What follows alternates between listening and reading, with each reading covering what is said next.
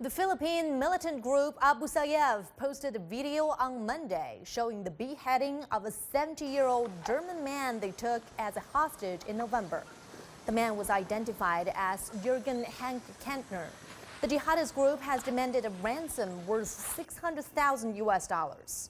The deadline for payment expired on Sunday, and Kantner was abducted from his yacht off the southern Philippines late last year. And for the latest on the situation in the Philippines, our correspondent Barnaby Lowe joins us live from Manila. So Barnaby, last summer, Philippine President Rodrigo Duterte said he would crush the Abu Sayyaf militant group. And what has he done since then? What led to the beheading of Mr. Kantner?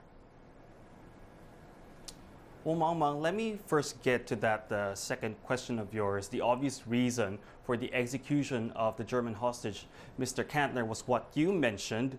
There was a February 26th deadline for a $600,000 ransom, and that was not met. And so on Sunday evening, there were already rumors circulating that Mr. Kantner had been executed.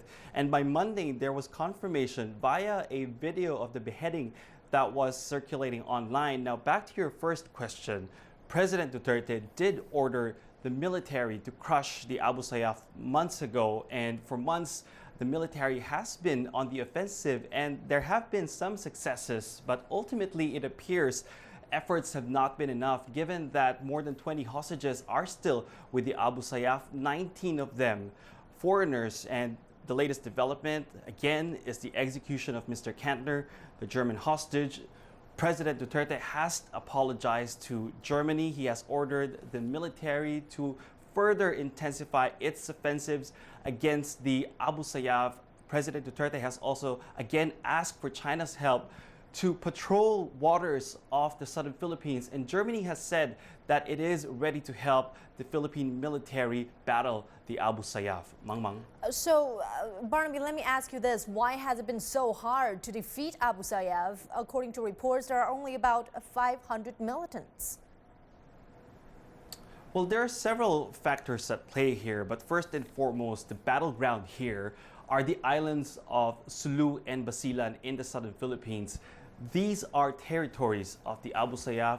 They grew up there. They know the terrain of these islands more than anyone else. So they know where to hide, they know where to run, they know where to position themselves for offensives. And then there's the community around them. A lot of the people living around them are their families, relatives, friends, and if not, they can pay off people for their silence and for their cooperation. And this is why the Philippine government has had a no ransom policy, because apart from using money that they make from these kidnap for ransom activities to buy weapons, they can pay off people again for their silence and for their cooperation. But it's not clear whether there have been instances where ransom money has been paid. For example, President Duterte back in August said that a 50 million peso or $1 million ransom was paid for the release of a Norwegian hostage. And true enough, a month after that, the Norwegian hostage, Mr.